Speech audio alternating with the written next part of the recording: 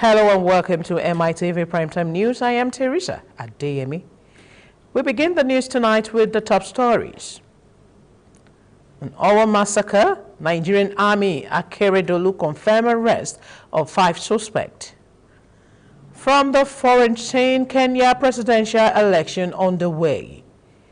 Sports, Joshua to face Wider after a secret match.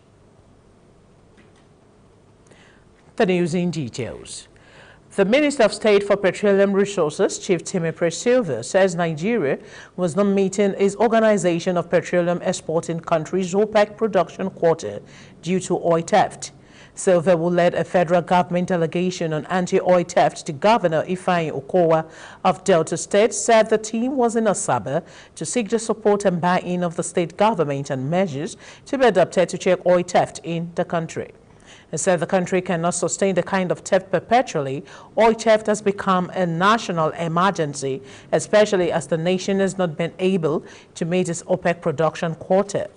Silva noted that the nation's production has dropped drastically to very unsustainable levels, and as such, the federal government has decided to take the bull by the horn by putting some structures in place, and those structures cannot function effectively without the collaboration of the state government. On his part, the Chief of Defense Staff, General Lucky Irabo, who is coordinating the security intervention against oil theft, said security agencies had been dealing with issues of illegal refineries and oil bunkering across the Niger Delta in the last 5 months. Irabo advocated the engagement of indigenous and host communities in the fight against the criminal activity. The management of the National Assembly has assured staff of constant training and retraining to equip them for the task of delivering on the legislative process. Clerk of the National Assembly, Amos Ojo, stated this on Tuesday at the opening of a 3-day training workshop in Abuja. House of Representatives correspondent Linda Ike reports that Ojo emphasized that continuous training in any organization boosts the morale of staff as well as improve their overall competence, as well as build a sense of security in staff.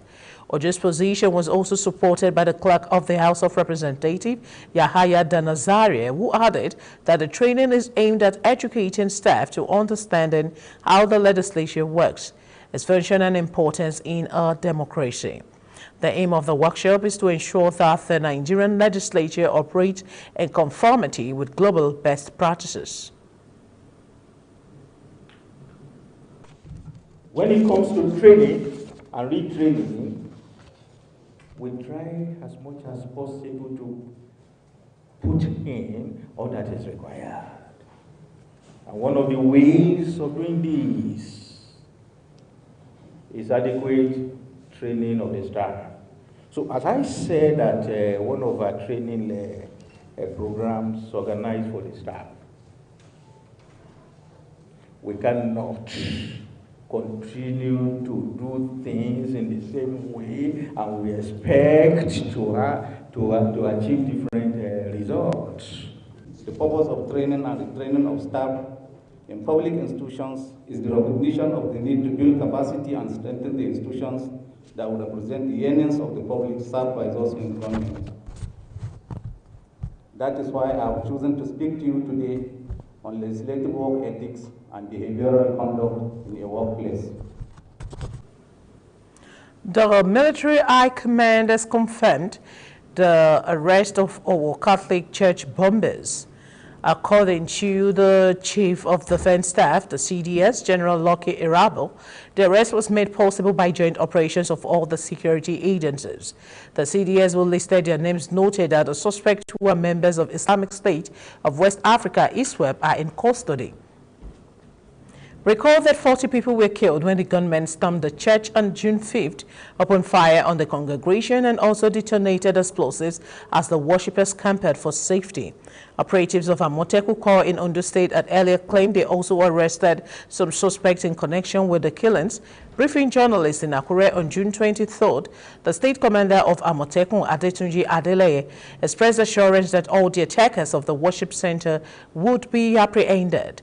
Adeleye, however, did not give the actual figure of the suspected terrorist arrested. Meanwhile, Ondo State Governor Rotimi Akeredolu has confirmed the arrest of 5 of the killers of worshippers at St. Francis Catholic Church in Owo, Ondo State. The governor, who confirmed this in Akure on Tuesday, said he was informed by the CDS of the latest information on the arrest. Akeredolu stated that the suspected were arrested last week and the photographs of the suspect were forwarded to him. He said about 5 of them have been arrested while the military are on the trail of others. The governorship primary of the Lagos State chapter of Labour Party, LP, to pick substitution for its candidate failed to hold on Monday as one of the aspirants, Moshood Salvador, stormed out of the venue alleging irregularity in the list of delegates. A fresh exercise is slated to hold on Wednesday as announced by the party's deputy national chairman, Lamidi Apampa. Both Salvador and Gbadebo Rhodes Vival were in the race, but Salvador expressed concern over the alleged manipulation of the delegate list, saying about 26 delegates belonging to him were added to those of his opponent. This was just as Salvador, who addressed newsmen before storming out of the venue, quickly claimed Rhodes Vival had a day earlier agreed to step down for him, saying he was surprised that his opponent insisted on contesting the primary. However, Rose said nobody told him any name was added to his own list, noting that it was a simple mistake that has since been resolved.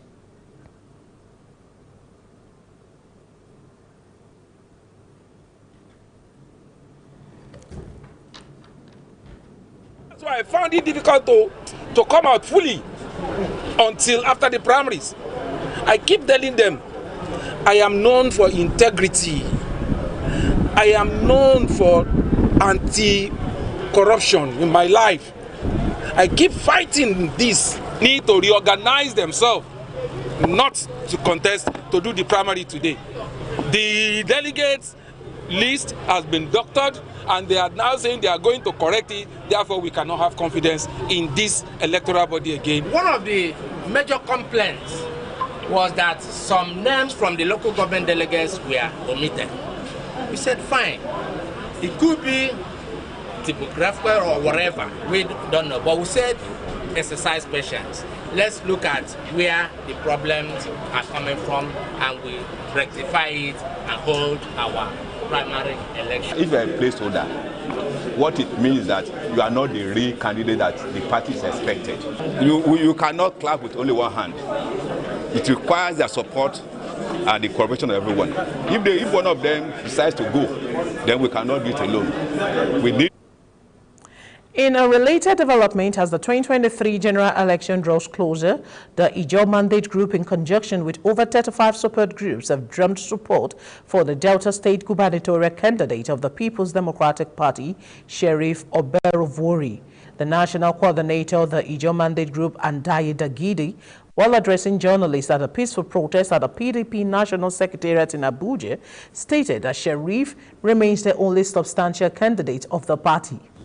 It described individuals and groups demanding the disqualification of the gubernatorial candidate and removal of the national chairman of the PDP. Ijaw Chair Ayu as faceless mourners, noting that they do not represent the interest of the party. The group called for the prosecution of perpetrators sponsoring crisis within the party. The National Public Safety Secretary, Debo Ologunaba, while receiving the communique from the group, Secretary stated that the party will address issues raised in the communique and take the necessary action. Yes, we are PDP has started winning again. PDP has reinvigorated their hope to take over presidency 2023. To count it, to hold it, to count it, to hold it, to count it for a shot. Ayu has led this NWC to conduct a peaceful primaries across the nation peacefully. To that extent, we will take note of all your statements and the concern that you have raised here. And consistent with the position of this NWC, we shall look at this and they will respond appropriately. But I must thank you very much, one, for the confidence you have expressed publicly and in writing, for the support for Dr. Yosha Ayu-led NWC. I want to assure you that this NWC, consistent with its mission, will continue to be fair to all members of the party and all processes that have been taking place has been in accordance with the constitution of our party. We are a law-abiding party. Against the background of security threat in the southeast Nigeria and Ogun State in particular, the Ogun State Police Command has read the riot act to criminals to stay clear of the state as necessary security measures have been put in place to ensure adequate life and property. The State Commissioner of Police, Lanre Balogun, was speaking while decorating 6 officers of the command at the state headquarters, including the Police Public Relations Officer, Abimbola Oyeyemi, from the rank of Deputy Superintendent of Police to Superintendent of Police, while seeking necessary synergy between the police, other sister agencies, and residents who were strengthening the security architecture in the state. He, however, assured residents not to exercise any form of fear as they go about their day-to-day activities. Those who will still want to, in one way or the other, engage in acts that are inimical to the peace and security of the state, I want to sound this note of warning that they do not have a place in Ogun State. And the long arm of the law will surely get them if they refuse to retract their steps. So on this note, I want to encourage the citizens to continue to partner with us by giving adequate and actionable information for. The Manufacturers Association of Nigeria MEN and the Lagos Chamber of Commerce and Industry LCCI have warned the federal government over the rising debt profile and the deteriorating state of the economy. The two bodies identified that the country's debt rising profile and the infrastructural decay were problematic to economic development. Man explained that economic mismanagement might result in major manufacturing job losses given the rising cost of production and other factors, while LCCI said that the nation's debt profile had become a problem in the face of its dwindling revenue and unsustainable burden of subsidy payment. The groups advised the federal government to adopt measures to increase the country's revenue and borrow from cheaper sources to ameliorate Nigerians' debt portfolio. The Director General of MEN, Segun Ajayi Kade, said the worsening economic situation was impacting manufacturers negatively, leading to depletion in working capital, reduction in capacity utilization, with possible labor force right-sizing to follow. LCCI President Dr. Michael Olawale Cole, who gave the advice in Lagos, said most recent statistics and government revenues showed poor performance and mounting government costs, making it evident that Nigeria is going through a debt crisis.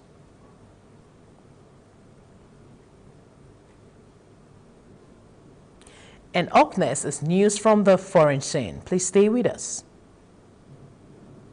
3, 2, 1. Getting free premium television is as easy as 1, 2, free. 1. Make sure you purchase any free-to-air decoder or satellite receiver. If you already have one and any dish, you are good to go. 2. Enter the settings on your decoder or go to our website to learn how. And free. Scroll through and find Premium Free Bouquet. It's that easy. 25 channels with access to 200 more. Free forever. No cost, no subscription, 100% free. Take the next step. 1, 2, free, and just watch.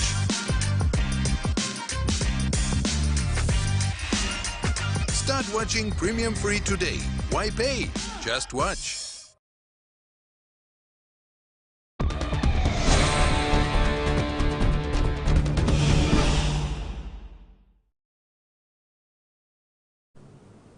This is Mitv Primetime News. Now to foreign stories. Kenyans are heading to the polls on Tuesday to select a successor to President Uhuru Kenyatta. Cost of living, high unemployment, and rampant corruption have dominated the campaign season, with top presidential candidates Raila Odinga and William Ruto pledging to address the country's gaping inequality and focusing largely on domestic issues. Kenya's Election Commission said voter turnout will probably be about 60